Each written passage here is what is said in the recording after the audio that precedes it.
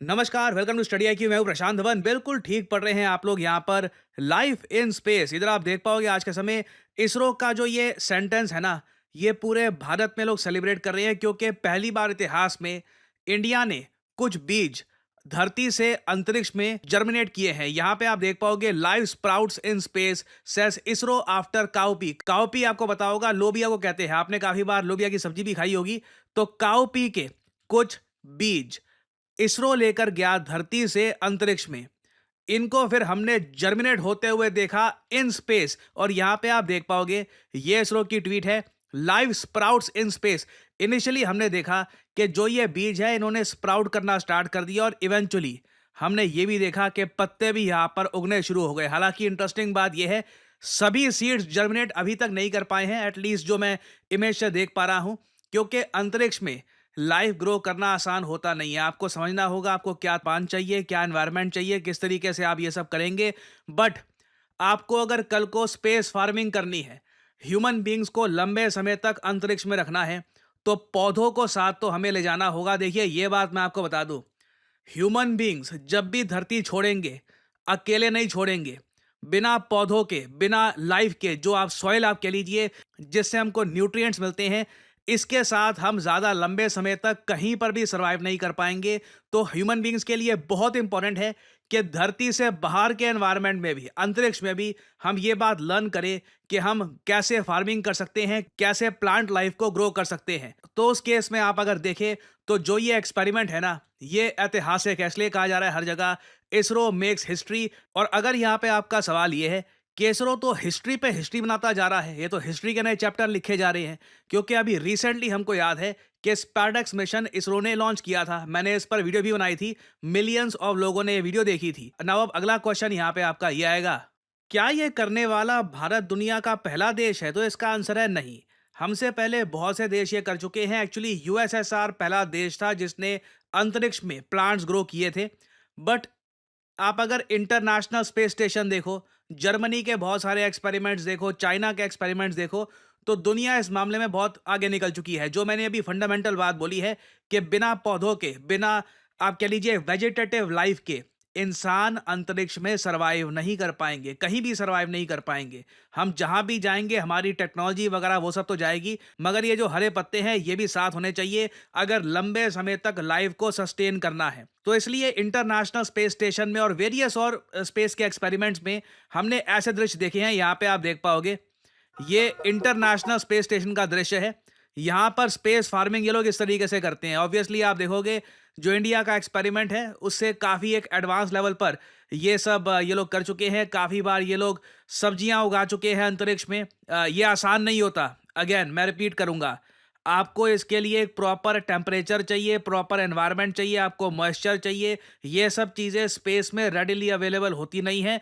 तो यहाँ पर भी आप देख पाओगे इंटरनेशनल स्पेस स्टेशन के अंदर इन्होंने स्पेशल चेम्बर बना रखा है, वहीं पर ये वेजिटेबल्स ग्रो कर पाए हैं। अगर रैंडमली कहीं पर भी इन्होंने ट्राई किया ग्रो करने का, it will not work. There is a reason human beings को बहुत लंबे समय तक वेट करना पड़ा स्पेस प्लांट हैबिटेट को बनाने में। तो अभी हमें भी टाइम लगेगा ये टेक्नोलॉजी समझने में कि मास स्केल पर कैसे वेजिटेबल्स हम ग्रो कर सकते हैं इन स्पेस। और आप एक सवाल पूछोगे, अगर हम अंतरिक्ष में ग्रो कर सकते हैं प्लांट्स, तो कल को तो मून पर, मार्स पे, हर जगह हम उगा सकते हैं ये सब चीजें? नहीं, बहुत मुश्किल है। अगेन आपको एक बात बताता हूं, 2019 में ना ये आर्टिकल पब्लिश हुआ था।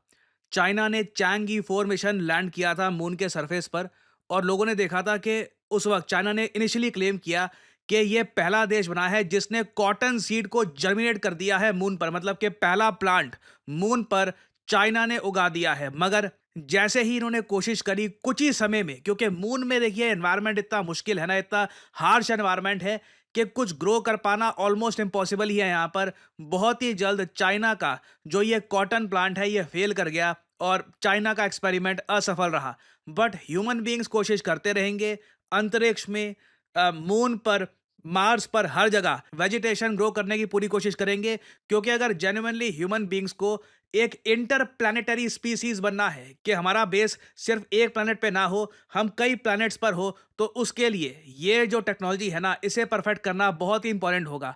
अब यहाँ पे आप एक अगला सवाल ये पूछ सकते हैं कि मगर इसरो ने ये वाला एक्सपेरिमेंट लॉन्च किया कैसे?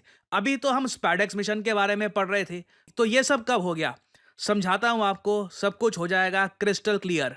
नाउ इधर आप देख पाओगे ये है इसरो का पीएसएलवी रॉकेट। नाउ इस रॉकेट की 4 स्टेजेस हैं। ये रॉकेट हमने 30 दिसंबर को लॉन्च किया था।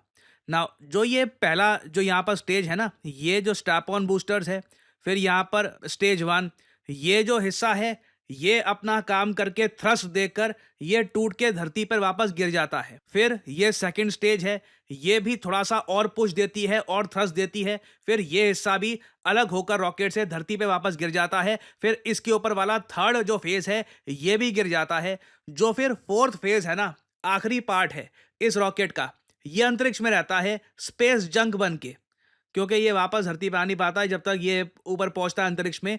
इट इज़ सो हाई कि इसको धरती में वापस आने में बहुत टाइम लगेगा।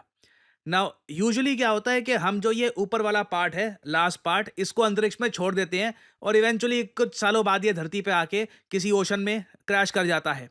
मगर इस पर्टिकुलर केस में हमने क्या किया कि ये जो आखिरी पार्ट है ना, यहाँ पर एक आप कह लीजिए इसरो की एक लेबोरेटरी बना दी जो स्पेस में रहेगी, जिसमें बहुत सारे एक्सपेरिमेंट्स होंगे। और इस एक्सपेरिमेंटल एरिया मॉड्यूल को नाम दिया है POEM, पोएम फॉर मिशन।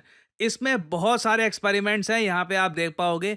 ये सारे एक्सपेरिमेंट्स हम अंतरिक्ष में लेकर गए हैं। ये सभी एक्सपेरिमेंट्स अपने अपने तरीके से साइंस एंड टेक्नोलॉजी को एडवांस करने की कोशिश कर रहे हैं, बट जो सबसे इंटरेस्टिंग एक्सपेरिमेंट जिस पर सबकी नज़र थी, वो था बायोलॉजी का एक्सपेरिमेंट, कि क्या हम यहाँ पर लोबिया के जो बीज हैं इनको जर्मिनेट कर पाएंगे इन स्पेस। कई कंट्रीज ये कर चुके हैं, इसरो भी काफ़ी हद तक कॉन्फिडेंट था, और जो रिजल्ट सामने आया है, दिस इज वेरी पॉजिटिव। और अगर हम बात करें इस मिशन के स्पेसिफिक नाम की, जो ये हमने जो सीड्स हैं जर्मिनेट किए हैं, लाइफ उगाई है अंतरिक्ष में, ये पहली बात तो मिशन है VSSC का, विक्रम साराभाई स्पेस सेंटर का। और इस एक्सपेरिमेंट का नाम है क्रॉप्स। क्रॉप्स की फुल फॉर्म है compact research module for orbital plant studies. इसके अंडर देखिए हमने कोशिश करी है कि जो एनवायरनमेंट धरती पे होता है सीड्स के जर्मिनेट करने के लिए, लाइफ को ग्रो करने के लिए, वही एनवायरनमेंट हम अंतरिक्ष में क्रिएट करें। यहाँ पे आप देख पाओगे the experiment plans to grow 8 cowpea seeds in a close box environment with active thermal control. यहाँ पे टेम्परेचर हमने कंट्रोल करने की कोशिश करी है। Passive measurements including camera imaging, oxygen के लेवल्स, CO2 के लेवल्स यहाँ पर कितने होंगे, रिलेटिव ह्यूमिडिटी कितनी होगी, सॉइल मॉइस्चर कितना होगा, ये सारी चीज़ें हमने करी है मॉनिटर, ताकि हम समझ पाएं कि आखिर स्पेस में कल को वेजिटेशन लार्ज स्केल पर ग्रो करनी है तो उसके लिए किन किन चीज़ों की आवश्यकता होगी। और अभी तो ये पहला एक्सपेरिमेंट है। जिस तरीके से इंटरनेशनल स्पेस स्टेशन राडिश ग्रो कर रहा था ना अंतरिक्ष में, आप देखोगे इसरो भी बहुत ही बड़े स्केल पर फार्मिंग स्टार्ट करेगा अंतरिक्ष में। ये हमें करना ही होगा। ये ऐसा नहीं है कि ऑप्शनल है कि आप करो ना करो। आप अंतरिक्ष में चिप्स का पैकेट कब तक खाते रहोगे? Eventually you need something sustainable.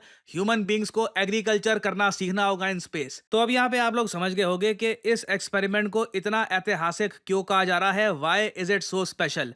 Finally आपसे यहाँ पे मैं एक सवाल पूछूंगा। बाय द वे, अगर आपने चैनल को सब्सक्राइब नहीं किया है, सब्सक्राइब टू करियर 247। बहुत ही जल्द हम यहाँ पे मिलियन सब्सक्राइबर्स करने की कोशिश करेंगे ना। यहाँ पे क्वेश्चन है कि USA के प्रेसिडेंट ने रिसेंटली अवार्ड किया है अपने देश का highest civilian honour, the presidential medal of freedom, किस फेमस फुटबॉलर को?